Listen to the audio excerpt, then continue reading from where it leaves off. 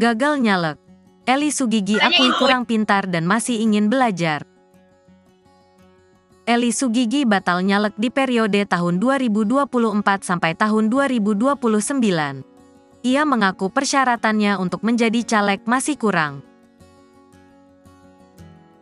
Selain itu, ia juga menyadari jika kurang pintar dalam hal politik. Untuk tahun ini memang aku gagal nyalek karena kurang salah satu persyaratan dan juga saya akui aku kurang pintar. Ucap saat ditemui di kawasan Kuningan, Jakarta Selatan pada Minggu, tanggal 17 September tahun 2023. Wanita yang biasa disapa Empok Eli itu padahal sangat percaya diri akan terpilih sebagai anggota dewan karena banyak yang mendukung. Aku yakin aku akan terpilih. Eli kan orang yang apa adanya. Orang yang jujur makanya pada ngedukung. Tutur Empok Eli.